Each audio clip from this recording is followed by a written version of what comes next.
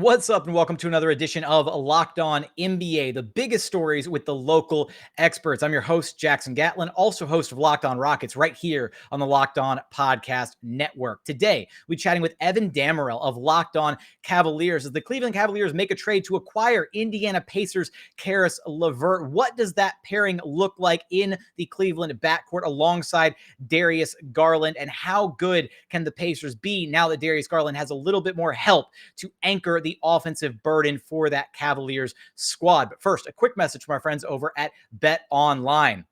BetOnline has you covered this season with more odds, props, and lines than ever before as football continues its march through the playoffs right to the big game very soon, right around the corner. BetOnline remains the best spot for all of your sports scores, podcasts, and news this season. It's not just football. BetOnline has up-to-the-minute info on pro and college hoops, NHL, boxing, UFC, along with live real-time updates of current games. Don't wait to take advantage of all the new amazing offers available for the 2022 season. BetOnline, where the game starts. Joining us now is Evan Dammarell of Locked On Cavaliers. You can follow at @amnotevan on Twitter.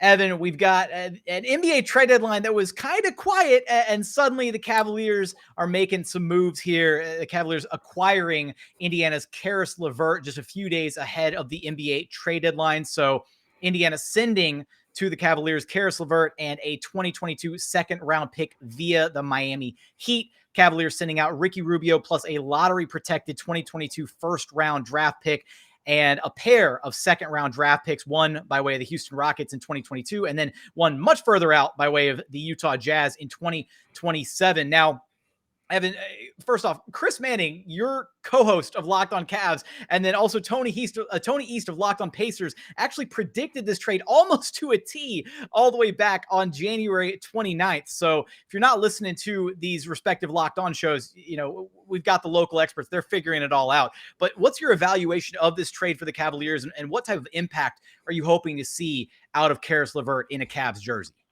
Well, I think Caris LeVert to Cleveland was kind of one of the worst kept secrets leading up to this trade deadline, because when you looked at LeVert just in the grand scheme of NBA rumors, he was consistently linked to Cleveland. There's a lot of smoke behind that. And I've heard, and I know Chris has heard as well, and I think Jake Fisher has heard too, that there's some fire to that smoke. And I think the Cavs were a big fan of him. I just know from the Indiana side of things, he just wasn't really the proper fit with the Pacers ever since he came there. Granted, that was with two different coaches. Now with Carlisle, just did not get along with Carlisle whatsoever. So he's looking for a fresh start. I think teaming up with a former friend and teammate in Jared Allen will be a lot of fun. I think Rajon Rondo just kind of firing a little bit of a shot at Sabonis and Miles Turner, saying that LeVert hasn't had a lob threat since he was in Brooklyn when he was with Jared Allen is always fun too. But I think this is a smart trade because the Cavs are down two bodies in Collin Sexton and Ricky Rubio on the year. Both of those two are honestly offensive hubs, especially Sexton. Obviously, he's known for his elite three-level scoring, but Ricky Rubio has been a little bit of a revelation in terms of just three-point shooting, scoring, playmaking, just a little bit of everything, and just a spark plug off the bench. I don't know if LeVert will start or come off the bench for Cleveland. JV Bickerstaff is a coach who has really preached chemistry being like a vital thing throughout this trade deadline process, and I don't know if he'll rock the boat. So maybe LeVert will come off the bench at first. But he provides a little bit of what Sexton and Rubio both provided in terms of some secondary playmaking, some shot creation, some shot making of their own, his own, I should say. And the biggest thing of all that I like about this is this helps Darius Garland in the long term because he has a nagging back problem. And that's just kind of been a consistent issue since they played Golden State in San Francisco a while back, where he first initially tweaked it.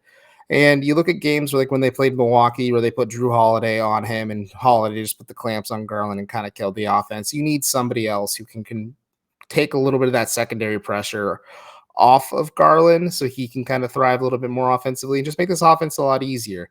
Granted, they steamrolled the Pacers tonight, so it's not a real true gauge of what this team is capable of, but I think it's a smart move and a little bit of a power play to kind of keep them in the thick of things in the race for the Eastern Conference top record.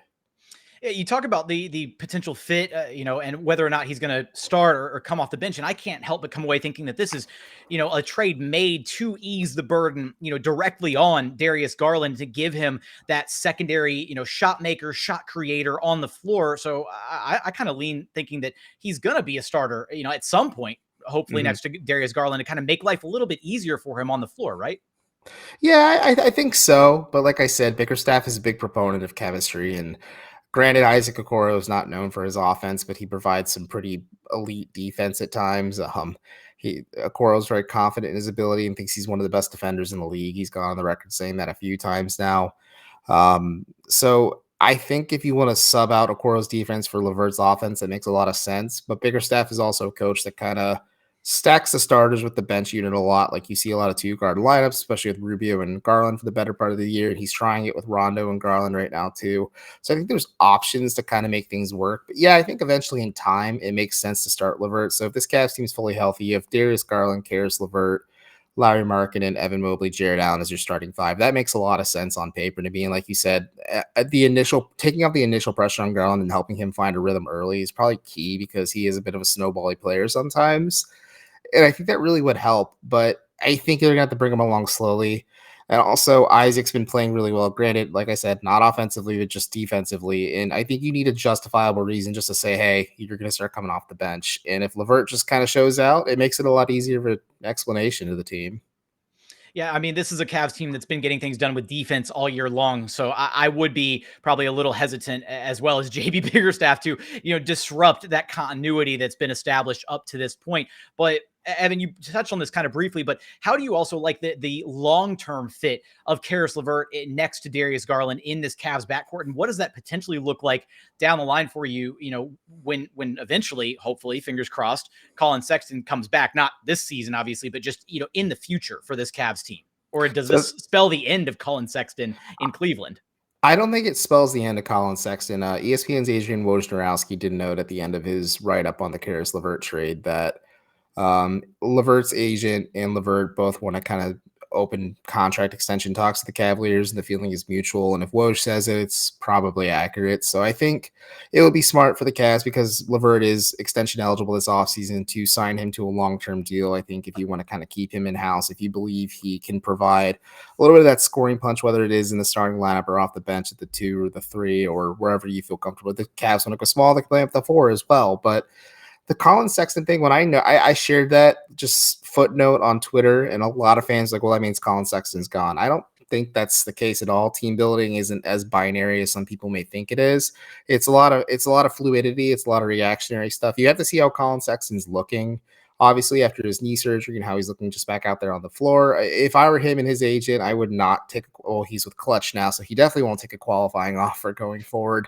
And he'll sign either the Cavs let him test the waters of free agency, and then they'll match any offer he gets as a restricted free agent, or let him walk and maybe figure out a sign and trade scenario. But I think they'll cross that bridge when we come to it. But in the immediate future, just this season alone, I like the fit a lot just because, like I said, and you and I have discussed a few times now, he takes a lot of that. LeVert takes a lot of that pressure off Darius Garland, a lot of that just defensive pressure that Garland faces on a night-to-night basis, because it was a common fear that Garland was going to burn out and that it wasn't sustainable to ask him to play 40 minutes and have him go absolutely nuclear on a night-to-night basis. I think you need to just get him a little bit of support, and this is a step in the right direction. And if, let's say, Collin Sexton's on the team next year and Caris LeVert's on the team next year and they both signed a contract extension on the offseason, I think it's just a good problem for the Cavs to have as well. And I was speaking to my buddy Mac Robinson about this, who hosts for one of the local radio stations over here. I said it's also a good problem for the Cavs to have. So if the LeVert experiment doesn't work out, because he didn't work in Indiana and he does sometimes not take the most efficient shots to generate his offense, it's a pretty nice trade chip for the Cavs to have too, because yes, Caris LeVert may not have the prettiest game sometimes, but he has a skill set and a physical skill set toolkit, I should say, that is desirable by any team in the league. So I think the Cavs would have a nice trade chip too if it doesn't work out. But again, cross that bridge when you come to it. Figure out how the fit looks now, and then you figure out how Sexton looks. And again, I don't think this spells the end for him, because it just wouldn't make sense asset-wise to really just let a guy that you've spent all this time developing and putting together just go to the wayside just because you traded for somebody that kind of supports you in the immediate future. It's really funny, Evan. The Cavs are now almost a perfect what if version of the Houston Rockets with Jarrett Allen, Caris LeVert, and Evan Mobley, who the Rockets could have taken number 2 overall in this past NBA draft. So excuse me if I start referring to the Cavs as the what if Rockets, or the well, maybe they're the multiverse, alternate version of the Houston Rockets. I don't know, but let me know before we get you out of here. What's the latest on Darius Garland, who's missed the last handful of games, and also Lauri Markkanen, and when can we expect them back? So JV Bickerstaff did say prior to tonight's game against Indiana that Lauri Markkanen is now progressing towards light contact in terms of just workouts. I think they're slowly progressing him along. High ankle sprains are tricky, especially when you're that big. I mean, I'll be frank with you. I was at the game when he collapsed to the floor. My fear was when he grabbed the back of his ankles, an Achilles injury. And, thankfully it was a high ankle sprain. It still sucks that he's out for so long, but I don't think the Cavs are going to rush him back. They're a very cautious team when it comes to their players and their injuries. Some of it might have been for tanking over the last few years, but especially now, if you're trying to play meaningful basketball in March and April, you want to figure it out now and maybe not risk the injury in the immediate future. Also, LeBron's not on the roster too, so he's not going to pressure players through the media. But Garland is another tricky thing. So the marketing thing, though, I think he's progressing. He might start ramping up activity towards the end of the week. We'll see what happens, but also just sees how it's how his ankle responds to pregame workouts. Garland, though, like I said, he tweaked his back initially when they played Golden State and San Francisco a while ago. It was one of his worst games of the season. It was just compounded one of the worst games of his season. So, and then he follows it up with a triple double against the Jazz. But it's been a consistent issue since then, and he's tweaked it a few times. He most recently tweaked it into their win over Milwaukee. And he said he was fine. He was fine. They go to Detroit. He just kind of looks a little off. And then they say he shut down against the Pelicans the following game. And then he's didn't play against Houston. And then they didn't play on Friday. He didn't play on Friday. And he didn't play on Sunday against Indiana either. So I think the Cavs, again, just being cautious, doing right by their players, because this isn't a sprint. This is a marathon this season. And I think you'd much rather have Darius Garland be fully healthy and available in that March, April, hopefully May scenario for Cleveland, and instead of just trying to win these games in February and possibly March as well, or early March, I should say. We're just like these like kind of like doldrum points. So maybe he plays a game or two just to kind of keep his rhythm before the All-Star break. But I think after the All-Star break, you'll definitely see those two back. And hey, like you said, the what if right now, the playoffs started today. The Cavs would host the Brooklyn Nets, and I think that'd be kind of sweet to see Caris LeVert and Jarrett Allen bounce the team that caused them to disrupt all the good vibes they had over there. Definitely going to be some interesting storylines to follow over in Cleveland. The newest Cleveland Cavalier, Caris LeVert, how does he look, and more. You're going to have us covered for all of that, of course, over at Locked On Cavs. Evan, appreciate you stopping by Locked On NBA with me. Thanks for having me.